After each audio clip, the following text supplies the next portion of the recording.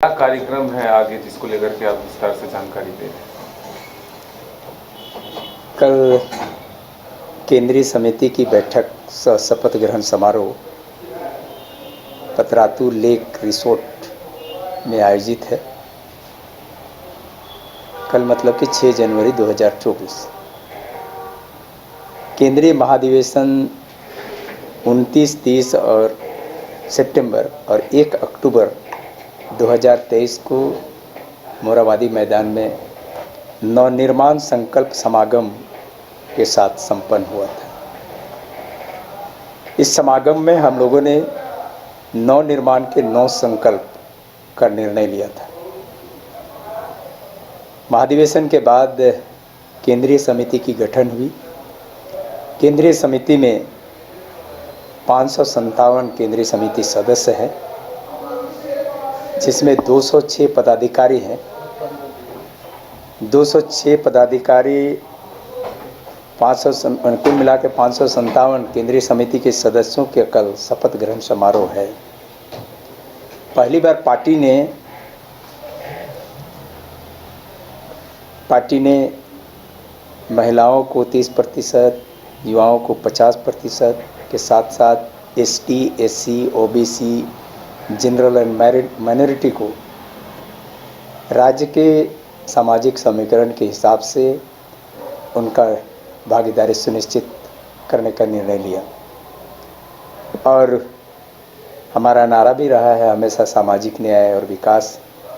हम उस नारे को सिर्फ नारा तक नहीं बल्कि अपनी विचारधारा के साथ इसको आत्मसात करते हैं।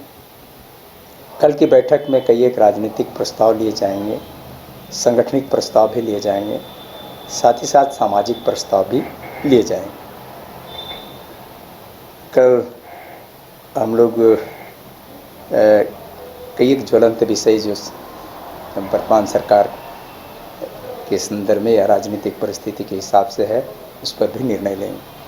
कल जो निर्णय आया हाई कोर्ट से कि जल्द ही 2-3 सप्ताह के अंदर नगर निकाय की चुनाव राज्य सरकार सुनिश्चित करे, हम इस पर स्पष्ट रूप से ये कहना चाहते हैं कि इससे पहले पंचायत चुनाव हुआ था जिसमें पिछड़ों को का आरक्षण सुनिश्चित नहीं किया गया था, जिसे करीब 10,000 जो पिछड़े समाज से आने वाले लोगों का प्रतिनिधित्व सुनिश्चित होता, उनका नेतृत्व सुनिश्चित नहीं हो सका।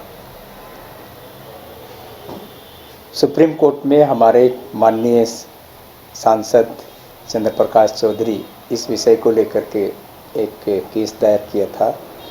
सुप्रीम कोर्ट ने राज्य सरकार को निर्देश दिया था कि राज्य में ट्रिपल टेस्ट कराएं और ट्रिपल टेस्ट कराने के आधार पर ही आप नगर निकाय चुनाव या आगे जितनी भी चुनाव होगी उसमें आप जाएं। लेकिन कल के निर्णय के बाद हम कल के निर्णय का सम्मान करते हैं, लेकिन कल के निर्णय के बाद चुनाव घोषणा करने का निर्देश दिया गया है। हमारा मानना है, पार्टी का मानना है, हम हमेशा सामाजिक न्याय की बात करते हैं। इसको लेकर के हम जनता के बीच जाएंगे, क्योंकि राज्य सरकार एक तरफ पिछड़ों के लिए आरक्षण सुनिश्चित कर रहे हैं करके विधेयक पारित करती है, लेकिन किस आधार पे कर रही है ये कोई आधार नहीं है। जिस तरह से बिहार सरकार ने जातीय जनगणना करा करके वहाँ पर अपना आरक्षण सुनिश्चित किया, राज्य सरकार को भी यहाँ जातीय जनगणना करानी चाहिए थी। और नगर निकाय चुनाव को लेकर के राज्य सरकार को ट्रिपल टेस्ट कराना चाहिए था, जबकि आदेश पहले से आया था। लेकिन राज्य सरकार ना तो पिछड़ों के प्रति गंभीर है, बल्कि कहे कि यह राज्य सरकार पिछड़ों विरोधी है। पिछड़ों का ना तो रोजगार में अपना जगह दे रही है, ना ही उनको नेतृत्व में जगह दे रही है। कुल मिलाकर के पिछड़ों को गुमराह करते हुए अपना लूट तंत्र को कायम करना चाहती है। राज्य सरकार के मुखिया को ईडी के द्वारा कई एक समन भेजे गए, लेकिन उन्होंने समन का सम्मान नहीं किया, बल्कि जनता की भावनाओं को भड़का करके अपना राजनीतिक रोटी सेकना चाहते हैं। निश्चित तौर पर इस परिस्थिति को देखते हुए जनता इस लूट तंत्र से मुक्त होना चाहती है।